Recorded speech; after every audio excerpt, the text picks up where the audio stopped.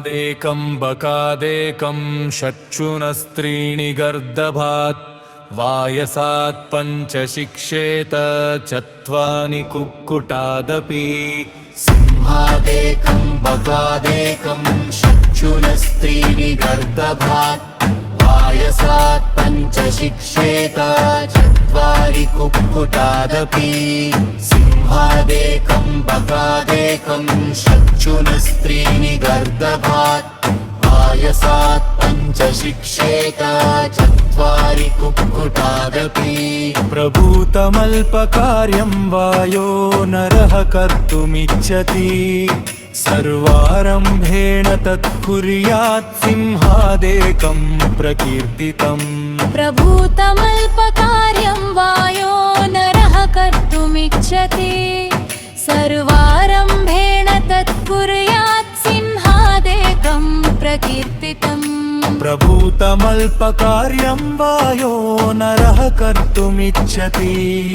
सर्वारम्भेण तत्कुर्यात् सिंहादेकं प्रकीर्तितम् सर्वेन्द्रियाणि संयम्य भगवत्पण्डितो जनः कालदेशोपपन्नानि सर्वकार्याणि साधयेत् सर्वेन्द्रियाणि संयम्य भगवत्पण्डितो जनः कालदेशोपपन्नानि सर्वकार्याणि साधयेत् सर्वेन्द्रियाणि संयम्य भगवत्पण्डितो जनः कालदेशोपपन्नानि सर्वकार्याणि साधयेत् सर्वेन्द्रियाणि संयम्य भगवत्पण्डितो जनः कालदेशोपपन्नानि सर्वकार्याणि साधयेत् बहुवाशी स्वल्पसन्तुष्टः सुनिद्रः शीघ्रचेतनः प्रभुभक्तश्च शूरश्च दातव्यः षट्चुनो गुणाः बहुवाशी स्वल्पसन्तुष्टः सुनिद्रः शीघ्रचेतनः प्रभुभक्तश्च शूरश्च दातव्यः षट्चुनो गुणाः बहुवाशी स्वल्पसन्तुष्टः सुनिद्रः शीघ्रचेतनः प्रभुभक्तश्च शूरश्च ज्ञातव्यः षट्चुनो गुणाः अविश्रामं वहेत् भारं शीतोष्णं च न विन्दति स सन्तोस्तथा नित्यं त्रीणि शिक्षेत गर्दभात अविश्रामं वहेत् भारं शीतोष्णं च न विन्दति स सन्तोस्तथा नित्यं त्रीणि शिक्षेत गर्दभात अविश्रामं वहेत् भारं शीतोष्णं च न विन्दति स सन्तोस्तथा नित्यं त्रीणि शिक्षेत गर्दभात सूक्ष्मं दर्शनधार्ष्ठ्यं च काले चाहारसङ्ग्रहम्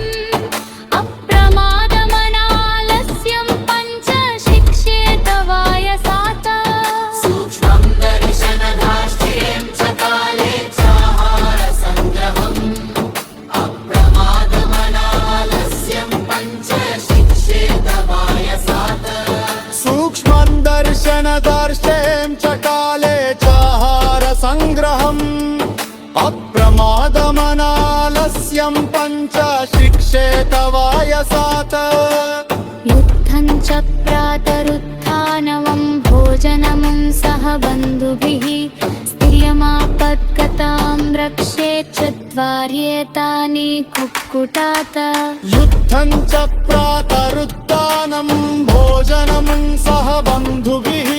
स्त्रियमापद्गतां रक्षेत् चत्वार्येतानि कुक्कुटात् युद्धं च प्रातरुत्थानं भोजनं सह बन्धुभिः स्त्रियमापद्गतां रक्षेत् चत्वार्येतानि कुक्कुटात् तिरुमञ्जन